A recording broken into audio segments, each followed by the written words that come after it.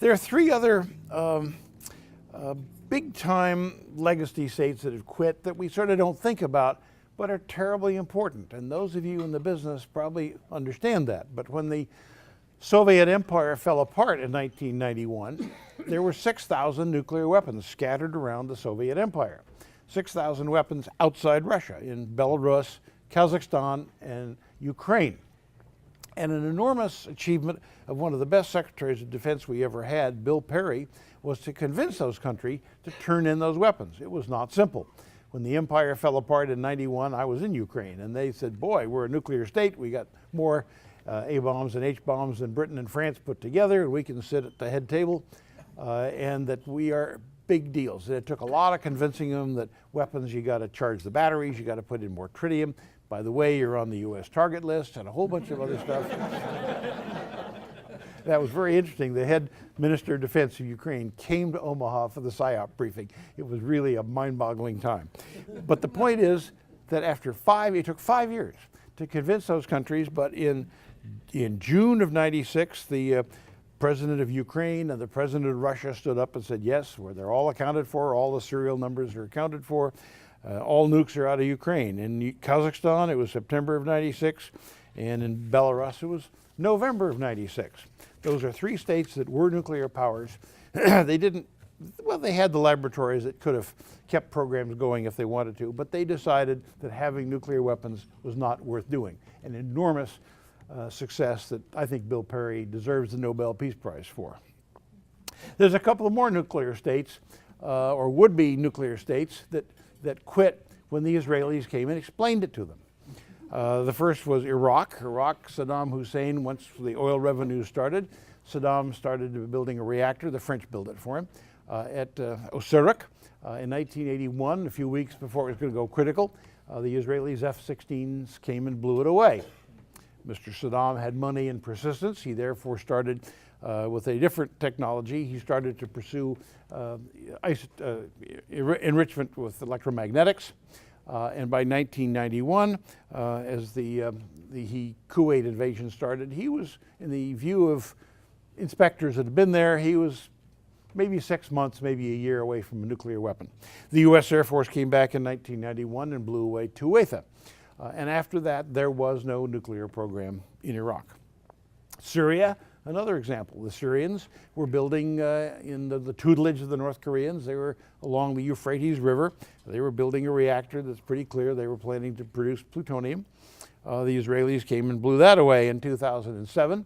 In a sort of a strange matter, neither side decided to talk about it, but the Syrians are no longer a nuclear power. There's also three other states that sort of tinkered or are on the edge that are interesting. One is Algeria. Algeria, we don't think about that much, but it is a wealthy Muslim country. And in 1983, the Chinese contracted to build a very large reactor down in the desert, 90 miles south of Algeria. Work started in 1986. We didn't find out about that until 1991. 91, the Algerians had a civil war involving the fundamentalists versus the military. We were able to find out what was going on, and we find this huge reactor down in the desert. At the same time, they have a change of government. The military government decides it listens to the IAEA, and having reactors is not a good idea. And so they subscribe to IAEA controls, and they quit. And so they have a plutonium producer if they want to use it. But the interesting thing is they don't need it because they have a plutonium farm. What the hell is a plutonium farm? Well, it turns out that in the 60s, the French did their nuclear testing in Algeria. How you test in somebody else's country is not clear, but that's good salesmanship. The French were testing in Algeria. They did live tests, and of course there's not much less the hole in the ground, but they also did hydronuclears. Hydronuclears are setting off one point of the high explosive system, hoping you don't get a yield, but to look at the neutron buildup over time. The French did perhaps 100 hydronuclear tests in Algeria. In the US, we do that underground in Nevada. Even the Chinese do that underground. The French did not do it underground. And so the French covered the southern Sahara in the southern part of Algeria with a thin film of plutonium from all these weapons they were blowing off. And so if you want some plutonium, and if you're a terrorist, you go over there with your shop vac, and there it is. Saudi Arabia is another interesting place. Saudi Arabia does not have a weapons lab, but they have something even better, which is oceans of money. It is pretty clear that they bought some arms from the Chinese. They bought some CSS-2 missiles from the Chinese several years ago in basically '85. We didn't learn about it for a couple of years. The Saudis are supposed to be our friends, but they didn't tell us. But the point is the CSS-2 is kind of bizarre. It's an intermediate range missile, but the miss distance, the CEP, is worse than a mile. They're only useful for nuclear warheads, so why are they buying these? Well, the general consensus in the intelligence community is that they are planning sooner or later to buy warheads from Pakistan. That when the times get tough, that the Saudis will make a deal with the Pacs to buy a bunch of weapons, and we're going to talk about Pakistan in a minute. The third player that we wonder where they're going is Iran. We could spend the whole evening talking about Iran, but for the moment, let's just leave it that there is no doubt that they have a serious nuclear weapons intent. They are trying to enrich uranium. I think that they are going to focus on rich uranium because you don't need to test HEU weapons, and where the Iran story ends remains to be seen. So those are the nations that quit, and there were a lot of them. Let's talk for a minute about the nations that went nuclear, because whys and the characteristics are rather interesting. First of all, the first nation to go nuclear, of course, was the USA.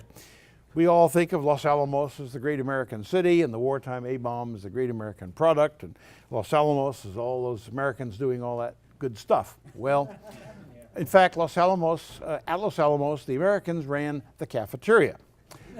That the serious work, my partner and I went and looked at the technical directory from wartime Los Alamos and looked at who are these people and where do they come from. The ethnics are, the leading ethnic group at Los Alamos in World War II were the Brits, because the Brits basically were the first ones to think through how to build a nuclear weapon. 25% of the division directors and so forth and so on were Brits or Canadians. 21% were Americans, that's nice, but 21% were Germans and Austrians. 17% were Hungarians, Teller, von Neumann, a lot of really smart guys, and another 17% were other Europeans. The point is that nuclear weapons do not respect nuclear technology, does not respect national boundaries, and that Los Alamos was a very international place. And when the war was over, they all went home. U.S. fired in 1945, 3 years after we started. Second nation to go nuclear was Russia, Soviet Union. Stalin decided, very simple, he looked at Hiroshima, the political impacts, told his guys to go do it. They'd sucked up a lot of technology. The first device fired by the Soviets in 1949 was an exact replica, internally, an exact replica of the Nagasaki Fat Man weapon. It took them 4 years to get the job done. Third nation to go nuclear was the UK. Why did they do that? We think, well, you know, our Anglo cousins, we kind of all do things the same thing. No, they did not. The problem in the UK was the American elections of 1946. What happened after the war, all the places where people are allowed to vote threw out their wartime governments. De Gaulle was thrown out, Churchill was thrown out. In the US, there was an election, but Harry Truman's name, fortunately for him, was not on the ballot, but his party was. And so in the elections of 1946, the Republicans and basically isolationists won huge victories in the Congress. They won control of the Senate by winning 12 Senate seats. They won several dozen congressional seats, and more to the point, the guys elected were staunch isolationists who campaigned on the business, no more European wars. That election was in November of '46. 6 weeks later, the Prime Minister of Britain met with his advisors, Mr. Attlee, Clement Attlee, met with his economic advisors, and in December of '46, January of '47, Britain made the decision to proceed with nuclear weapons because they foresaw that once, here we go again, the Americans are going to go back to be isolationists, we're on our own, and here is the Red Army staring at us from across the channel. The program in Britain was run by William Penny, who had flown on the Nagasaki mission. The Brits had brought their notebooks home with them, which was fair enough, and they fired in '52, 5 years after they started. Fourth nation to go nuclear was France. Interesting story, has to do with proliferation. France was, pre-war, was one of the epicenters of important nuclear technology. Frederick Joliot-Curie was doing a lot of important bombardment of the nuclei, but as the war closed in, 1940 began, Frederick Joliot-Curie understood that France was doomed. He got his buddies to take heavy water, uranium they'd bought in Brussels, and take it off to Chalk River in Montreal. Frederick Joliot-Curie, who was a Nobel Prize winner, stayed in Paris, but his students, his grad students, his acolytes, went to Montreal, where they worked on the reactor at Chalk River, and they were involved in the American weapons program. 1944, the Normandy invasion occurs in June. In July, once the Normandy beachhead was secure, Charles de Gaulle goes to visit Montreal. Charles de Gaulle is the leader of the Free French, and he goes to Chalk River. And when he gets to Chalk River, he meets with all these French scientists, and despite all the badges and all the security agreements, they all tell him all about the U.S. program, or at least what they know, what they're doing. De Gaulle goes home, but he fingers several of the really senior guys and said, "You must come back to Paris at once," which they did. They came in the fall as soon as Paris was liberated.